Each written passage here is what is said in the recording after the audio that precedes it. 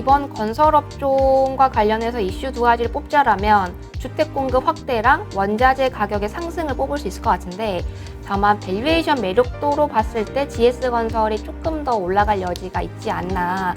근데 탄소 중립과 관련해서 폐기물이라는 단어도 상당히 중요할 수 있는 시점이어서 폐기물 처리나 폐수 처리는 이와 관련해서도 좀 긍정적인 평가를 받을 수 있지 않을까. 오늘 모신 분은요, SK증권의 신서정 연구위원 오셨습니다. 안녕하세요. 안녕하세요. 네, 우리 참 오랜만에 뵙는데요. 여의도에서 오늘 처음 뵙죠?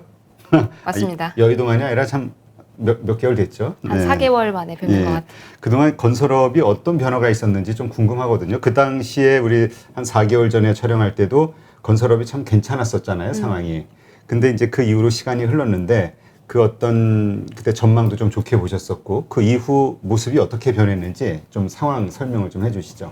일단 상반기 건설업종 주가지수는 사실 제 예상보다도 훨씬 더 좋게 진행이 됐었던 것 같아요. 물론 안정적으로 이익도 찍히고 업황도 좋을 것이다라고 생각을 했었었는데, 여러 모멘텀들이 좀 맞물리면서 상반기 데이터를 뽑아보니까 건설업종 지수가 한 30%가량 떴더라고요. 코스피 대비로 보더라도 한 17%포인트가량 상승했기 때문에 사실 건설업종을 오래 보셨던 분들이시라면 건설업종이 코스피보다 더 나은 수익률을 기록했던 거는 사실 좀 보기 흔한 그림은 아니었기 때문에 좀 낯설게 느끼실 수도 있으실 것 같긴 해요. 다만 그때 제가 말씀을 드렸던 포인트에서 달라진 거는 크지 않습니다. 여전히 하반기에도 특히 주택 부분 중심으로 안정적인 이익이 나올 것이고, 또 낮은 기대감 대비로 봤을 때는 해외 부분도 안정적으로 수주 실적들이 하반기 중심으로 나올 수 있을 것 같아서 여전히 건설업종 비우고 가시기에는 너무나도 이른 시점이다라고 판단을 하고 있습니다. 네.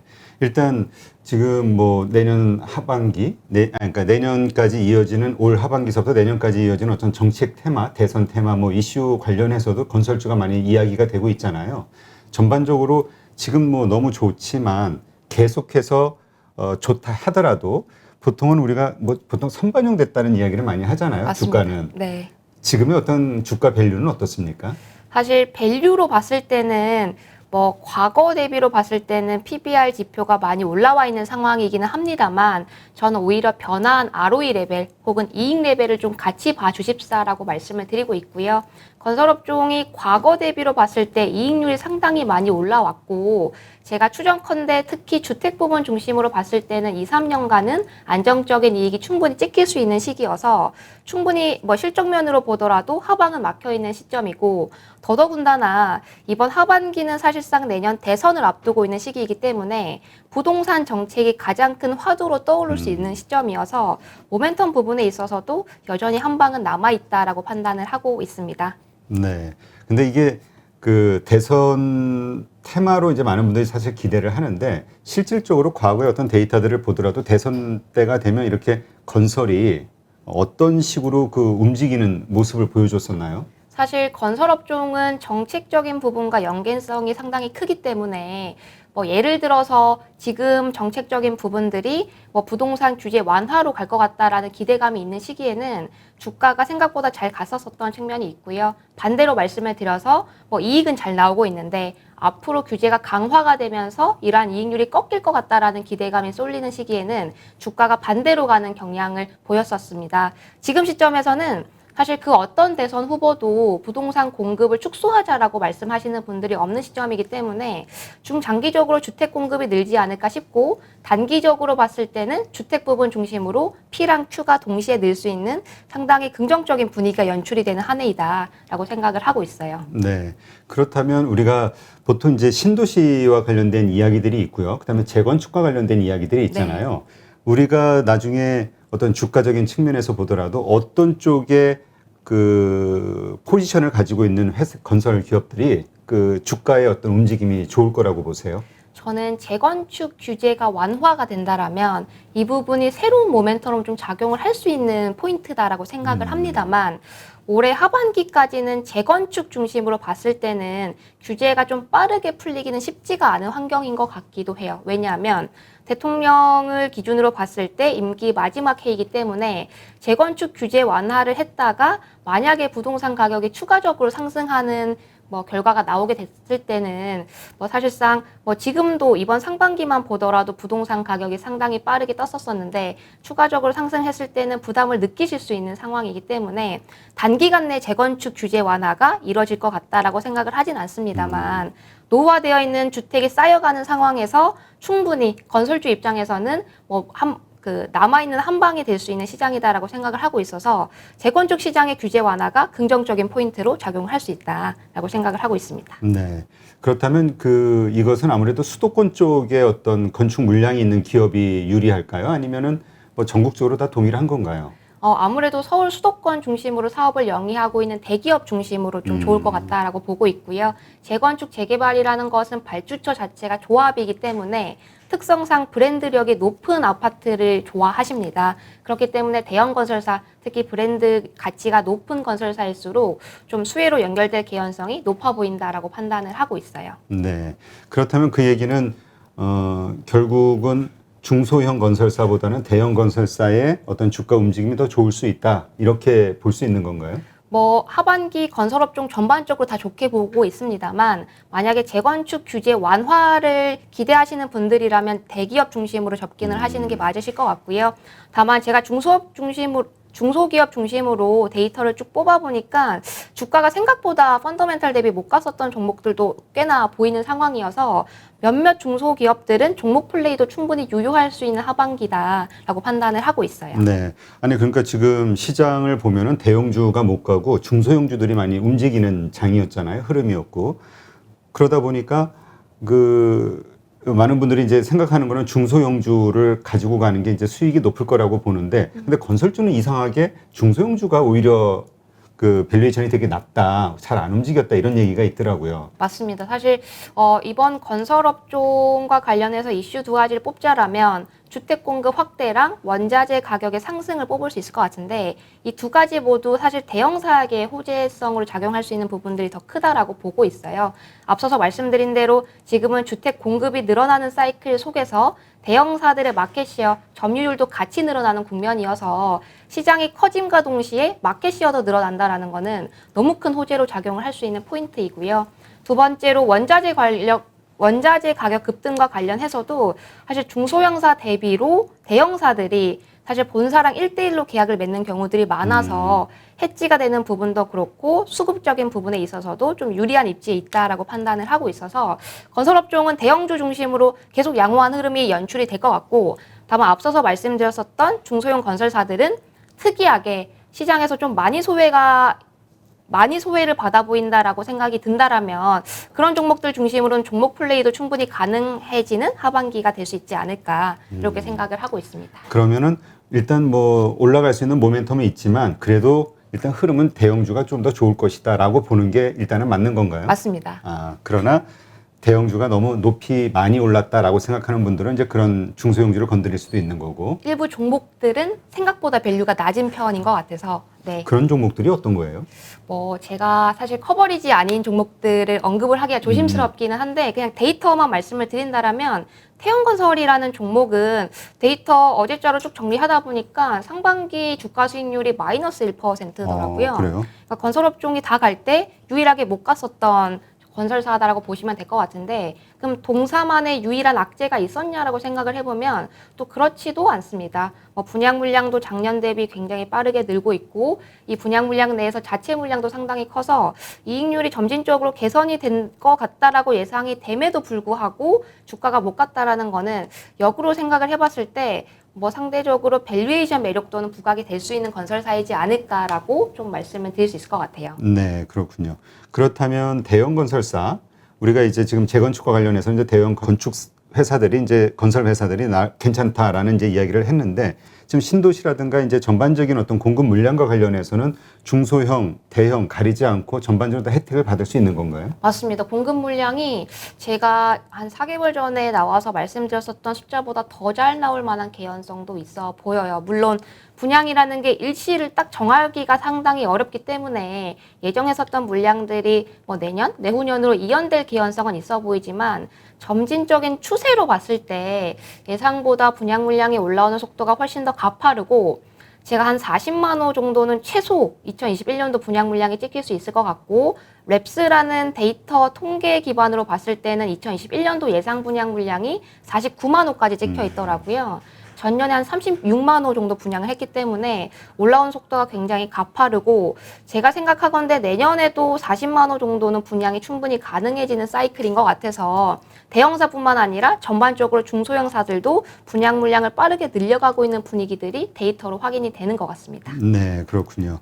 그렇다면 우리가 이거에 뭐 근데 이제 전반적으로 이해는 하지만 그래도 지금 약간 시장의 관심을 받고 있지는 못하는 것 같아요.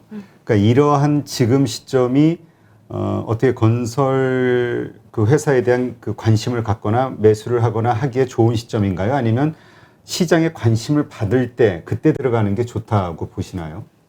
일단 주택 공급이 예상보다 더 늘어난다라는 거는 추가적인 호재로 작용할 수 있을 것 같긴 한데, 뭐 올해 건설주들의 흐름을 좀 살펴본다라면 우리가 주택 쪽에 너무 정책적인 모멘텀 혹은 기사들이 많이 나왔기 때문에 주택주가 랠리를 보이면서 건설주를 들어 올렸다라고 생각을 하실 수 있으시겠지만, 의외로 삼성 엔지니어링이라던가 현대건설을 대표하는 해외 익스포저가 높은 건설주들의 주가 수익률이 훨씬 더 좋았었던 상반기였습니다. 뭐 GS건설은 뭐 단연 연초에 좀 빠르게 달리긴 했습니다만 연중 갈수록 좀 쉬어가는 분위기들이 연출이 됐어서 오히려 주택주 입장에서 본다라면 밸류에이션이 그렇게 부담스럽지 않은 상황인 것 같고요. 추가적으로 정책적인 부분들이 어떻게 풀릴지에 대해서는 조금 더 지켜봐야 될 것 같긴 합니다만 전 여전히 업사이드가 충분히 남아있다라고 생각을 하고 있습니다. 지금 그렇다면 대형주 가운데서는 탑픽으로 보시는 게 어디예요? 저는 GS건설이 그때도 GS건설이었던 것 같은데. 그런가요? 저 현대건설과 현대건설이었나요? GS건설 말씀드렸던 것 같긴 한데, 네, 지금 시점에서는 현대건설도 여전히 좋게 봅니다만 그냥 주가 수익률로 놓고 봤을 때 GS건설이 생각보다 덜 올랐다.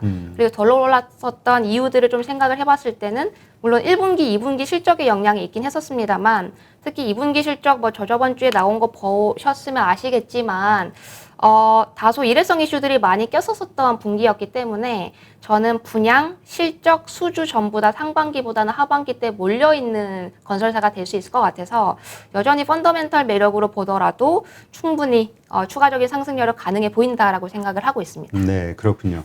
일단 그 현대건설에 대해서는 이제 좋게 보셨는데 지금은 이제 좀 GS건설로 바뀌게 된 거, 그렇다면은 매력이 좀 조금 떨어졌다는 이야기로 들리기도 하는데 뭐 그런 특별한 이유가 있을까요? 아니요. 사실은 건설업종 대형사 중심으로 다 좋게 보고 있는 상황이기는 하고요.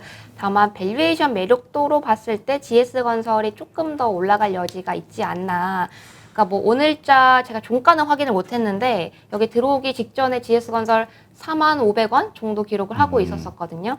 제가 TP 목표 주가로 56,000원 정도를 제시를 하고 있어서 뭐 한 6개월 내에 30% 이상의 업사이드는 열려있는 시점이다라고 생각을 하고 있어요. 네. 지금 근데 우리가 현대건설 같은 경우는 현대 엔지니어링 그 상장에 대한 기대감이 있잖아요. 그게 모멘텀이 좀 반영이 된 가격인가요? 아니면은 아직 그것이 아직은 반영이 안 된 가격인가요? 현대건설에 대한? 일부 반영이 되었다라고 생각을 할 수는 있겠습니다만 현대엔지니어링 관련해서 뭐 밸류라던가 상장 시기는 조금 더 봐야 될 측면이 있어 보이긴 하고요. 언론 기사들 보셨으면 아시겠지만 현대엔지니어링이 10조에 상장을 한다라고 얘기가 나오고 있는 시점입니다. 물론 10조에 진짜 상장을 할 수 있을지 여부에 대해서는 좀 지켜봐야겠습니다만 현대엔지니어링이 10조인데 형인 현대건설이 6조 원 내외를 기록하고 있다라는 것은 조금 의아할 수 있는 포인트일 수 있을 것 같고요. 뭐 역으로 설명을 드린다라면 현대엔지니어링의 밸류를 땡겨올 수 있다라면 현대건설의 업사이드 더 남아있다라고도 해석을 할 수 있겠습니다만 현대엔지니어링 상장권은 좀 중장기적으로 봤을 때 현대건설 입장에서 플러스 요인도 있고 마이너스 요인도 좀 있을 것 같긴 해요. 단기적인 모멘텀은 긍정적일 수 있을 것 같고 또 아무래도 현대엔지니어링 상장을 앞두고 있는 시기이기 때문에 뭐 분양이라던가 실적도 생각보다 잘 나오는 추세가 유지가 되지 않을까 싶어서 이런 측면에선 현대건설의 플러스 요인이 될 수 있다라고 생각을 합니다만 중장기적으로 봤을 때 현대엔지니어링 상장하게 된다라면 현대엔지니어링을 좋게 보셔서 현대건설을 매수하셨던 분들 입장에서는 조금 애매해질 수 있는 상황들이 연출이 될 수도 있을 것 같아서 조금 더 지켜봐야 되는 이슈이다라고 생각을 하고 있습니다. 그러니까 아직 상장에 대한 어떤 정확한 일정이라든가 여러 가지 계획이 나온 건 아니다. 이렇게 봐야 올해 되는군요. 하반기 즈음에 상장을 할 것 같다라고 얘기는 나오고 있고요.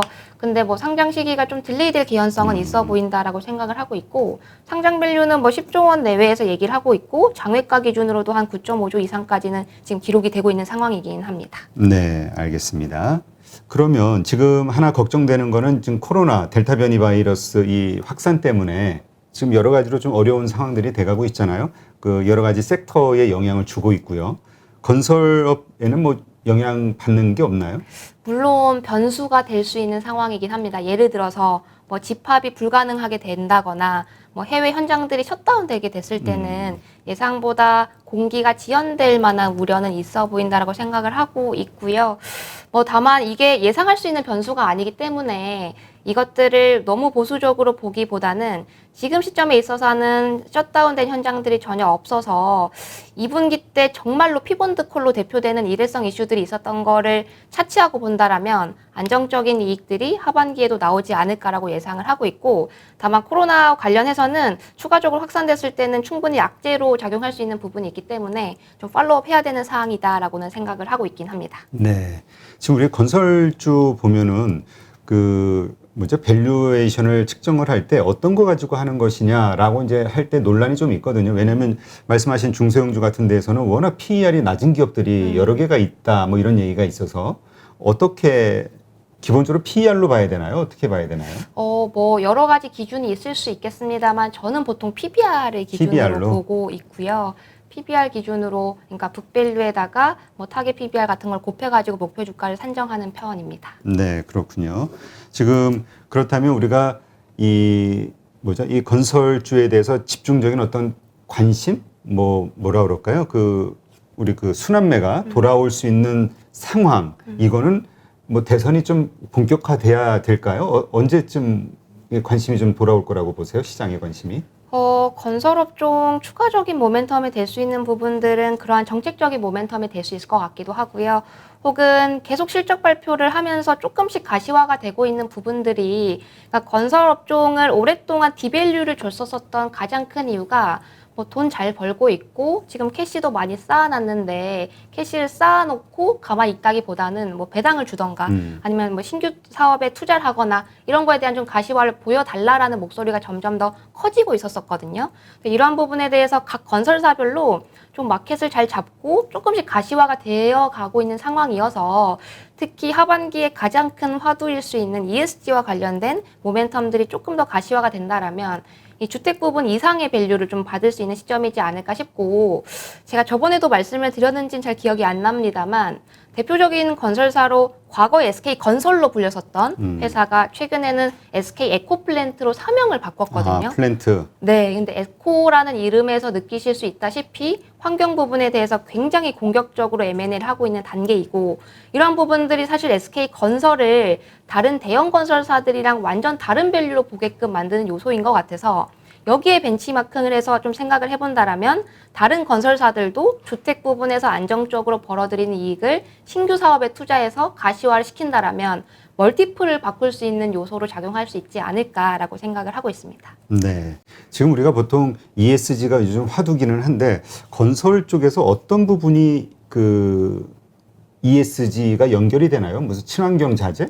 친환경 건물, 뭐 친환경 자재로 연결이 될 수도 있을 것 같고, 본업단에서는 혹은 신규 사업으로 많이들 진출하는 방향성 자체가 폐수 처리라던가 폐기물 처리 같은 경우에는 사실 인허가 사업이기도 하고 건설업종과 연계성도 상당히 크기 때문에 함께 사업을 영위했을 때 시너지 효과를 발휘시킬 수 있을 것 같습니다. 근데 탄소 중립과 관련해서 폐기물이라는 단어도 상당히 중요할 수 있는 시점이어서 대표적인 사례로 뭐 IS 동서 같은 건설사들도 뭐 건설 부분에서 이익이 잘 나와서 주가가 갔었던 측면도 있었지만, 이 폐기물 기업들을 잘 인수해가면서 새로운 사업에 대해서 좀 가시화가 있은 다음부터 멀티플이 좀 다르게 매겨졌었던 측면이 있었거든요. 이런 식으로 뭐 폐기물 처리나 폐수 처리는 이와 관련해서도 좀 긍정적인 평가를 받을 수 있지 않을까라고 생각을 하고 있습니다. 네. 아까 그 PBR 기준으로 좀 보신다고 하셨는데 건설회사의 밸류는 PBR 한 몇 배 정도면 좀 우리가 싸다 이렇게 생각할 수 있는 건가요? PBR 건설업종 사실 뭐 진짜 주가를 잘 못 받았을 때는 막 0.3배까지도 받았었었는데 뭐 이번 상반기 때 뭐 0.8배 이상까지도 받았었었고 뭐 심리적인 저항선처럼 느끼시는 부분이 한 배 수준인 것 같기는 해요. 네, 근데 네. 제가 추세적으로 봤을 때 ROE 레벨 자체가 과거 대비 굉장히 급격하게 개선이 됐기 때문에 ROE가 높아졌다라면 과거 추세 대비 PBR이 높아졌다고 해서 단순히 고평가다라고 말씀드리긴 어려울 것 같아서 변화한 이익 레벨을 같이 본다라면 아직까지도 PBR 기준으로 상승 여력이 남아있다라고 판단을 하고 있습니다. 네, 그렇군요. 우리가 이제 이 건설주의 어떤 상승 흐름을 놓고 봤을 때 과거 데이터를 보면 그냥 정상적인 상황이 아닌 이런 대선 시기에 어떤 이런 상승 간다고 했을 때 우리가 이제 매도 시점이 참 중요하잖아요. 이 상승 흐름이 언제까지 이어지는지 선거 끝나고도 계속 가는지 아니면 선거 전에 우리가 좀 정리를 해야 되는 것인지 예, 그런 게 좀 궁금하거든요. 아무래도 정책적인 방향성이 좀 중요할 것 같기는 한데 앞서서도 말씀드린 대로 그러니까 어떤 대선 후보든지 지금 부동산 공급을 축소해야 된다라고 말씀하시는 분들은 없으시고 지금 대선에서 가장 큰 화두가 되고 있는 키워드가 부동산이고 부동산 가격의 안정화를 하기 위해서는 주택 공급을 늘려야 된다라는 거는 사실상 굉장히 명확한 명제이기 때문에 단순히 정책적인 모멘텀으로 멀티플이 단기간 내에 급등할 수는 있겠습니다만 여기에 대해서 차익 실현을 하시는 것도 뭐 좋은 기회일 수는 있겠습니다만 중장기적으로 보셨을 때 2, 3년 동안은 안정적인 이익 레벨이 찍힐 수 있는 시기이다라고 보고 있고요. 이렇게 생각을 하신다라면 오히려 하방을 되게 잘 잡으셔야 될 것 같아요. 싸게 사자. 네, 그러니까 뭐 장의 성격 때문에 혹은 외생 변수 때문에 주가가 좀 이상학적으로 눌렸을 때 이것을 잘 잡으신다라면 중장기적으로 업사이드는 더 열려 있을 수 있다라고 보고 있어서 우상향 기조는 맞지만 하방을 어떻게 잡는지에 따라서 투자 포인트는 좀 달라질 수 있다라고 보고 있습니다. 네, 알겠습니다.